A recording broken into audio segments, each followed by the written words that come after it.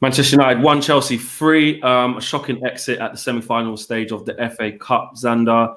Really poor performances. You can always find positives. You're always optimistic. And look, it's not the end of the season. It's not. We did say that Wednesday was more important than this. But if you're going to lose, you don't want to be losing like the way we did today. We didn't compete.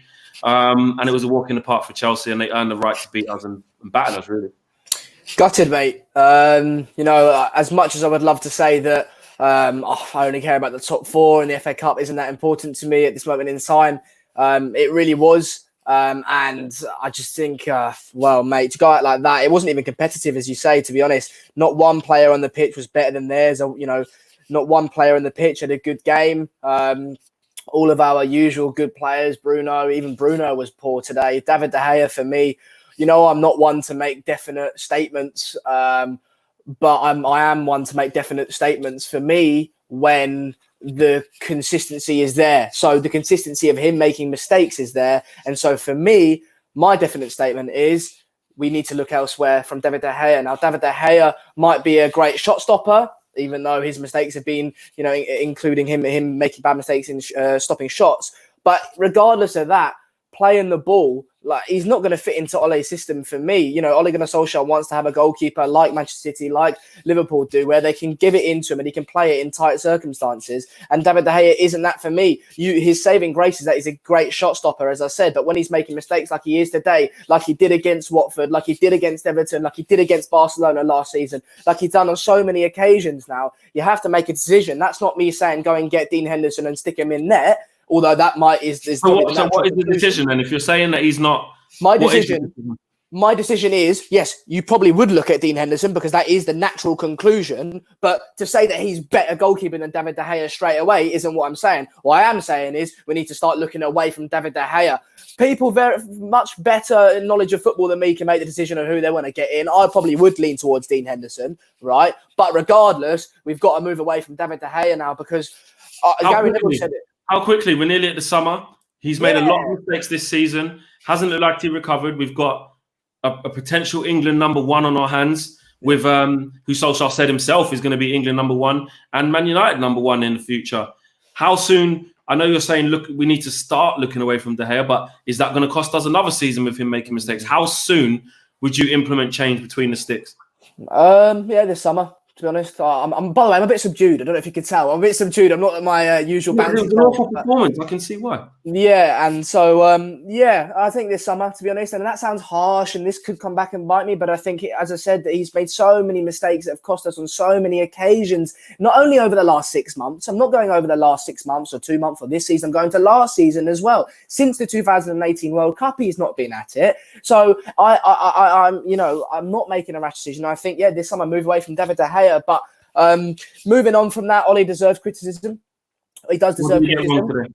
To make so many changes, I think it was strange. I think he was probably going off the back of the fixtures that we played against Chelsea previously, where we've beat them with 5 at the back. But don't fix what's not broken, right? And we've been playing so well recently. We've been dominating the ball. We've been creating despite the second half versus Southampton and Palace not being good games. We've been playing so well. Continue with that, right? And now he's half-arsed it. He's done half and half. He started and rested players, saying almost that West Ham was more important. But then he's brought on players as well. So you're not resting players, but you're 2-0 down by the time that you bring on your important players. And it was just awful. We started poorly and never really got back into the game. But I think for all 3 goals, David De Gea needs to do better. I'm not saying all 3 goals are absolutely his fault. Obviously, that one was. But he's got to do better on all 3 of them, absolutely. So, Ole deserves criticism and none of the players deserve praise, to be honest. Let's just sit there. I was in the first FanCam I done, Adam was saying a lot of similar things to what you're saying. Pretty much said the same about De Gea. Pretty much said the same about Ole. But I wanted to ask him, and I'll ask you, which was, you're looking at, like you said there was no players who stood up and actually had a good performance. Was that down to the fact that they've been so comfortable within a system of 4-2-3-1, playing fluent football, or 4-3-3, playing fluent football, creating chances, and all of a sudden they just looked like strangers in that 5 at the back, 5-3-2. They just didn't know what was going on. Is that, how much of that is on them in terms of your professional? You've got to try and switch your head on and go back to that. Or how much is it more on Ole and the coaching for making them having to do that?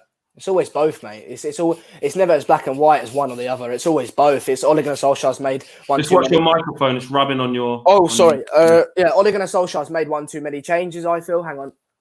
One too many changes. Although maybe he should be entitled to make that many changes. Ed Woodward was sitting in the stands today. Maybe that might make Ed Woodward sort of pique his interest and think, oh, I've got to get him reinforcements, because you should be able to make changes like that if you've got games every 2-3 days. But regardless, with the current squad at the moment, he's made one too many changes. But the players as well, as you say, you need to be able to play in a number of systems. We've played it previously in the system. In the season, we've beaten Chelsea. You should be able to do it now and go and beat Chelsea. You need to stand up. No players. Harry Maguire was dreadful. We started off well, I thought. What happened with him today, Xander? Captain, leader.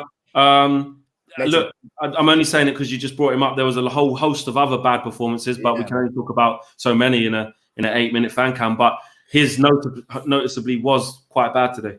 Yeah, I thought he started well. I thought there was a few instances. I saw him and Giroud straight away up against each other. Yeah. Right? And I thought whoever wins that battle today, has a good chance of winning the game. And towards the beginning of the game, I thought, cool, you know what, he's doing well here. He's holding up a little bit. Giroud was getting frustrated a little bit in the first 10 to 15 minutes, but then he just lost it. I don't know whether it was that head injury. I don't know what it was, but if you're on the pitch and you're saying you can play on, I treat you as if you're 100% fit. And on the basis of that, he was 100% fit, regardless of that head injury. It wasn't good enough today. He needs to stand up and be recognised. But they're more. I'm not a big fan of Lindelof, but he's done well recently. Regardless, that goal against Southampton for the corner, potentially his fault, needs to do better.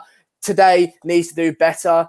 It was just James coming in, hasn't been starting much games. Did he give Ollie anything for Ollie to think about? Mate, Dan James, poor. We were saying in the flat, like one fella was saying he's had his time with Dan James, and I know that might sound harsh, but the fella's 22, going on to 23 potentially, age wise, and mate, when he gets on the ball, he doesn't look like he's doing anything. You can run around all you want, but when you get on the ball, you've got to show some class. At least when Mason Greenwood comes on the ball, you think, oh, he might do something here. He might slip someone in. Dan James doesn't have any of that. I'm not saying go and get rid of him, but I am saying that is, again, something you've got to look at. He might be a good option off the bench potentially, but, he's an option off the bench today, i.e. it's a rotation player, and he's done absolutely nothing, mate. I can't remember the last time he played well. I really can't remember the last time he played well. What's he scored? 4 goals this season. What's that good enough? Not for me, mate. I don't know.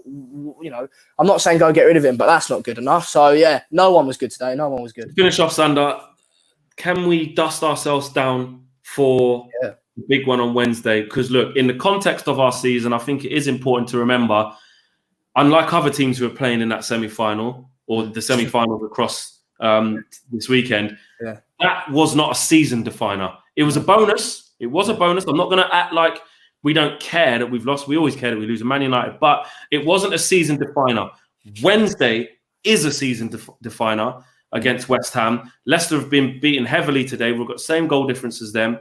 And if we can get a decent result there, we can all but put ourselves into the top 4 going into that last game.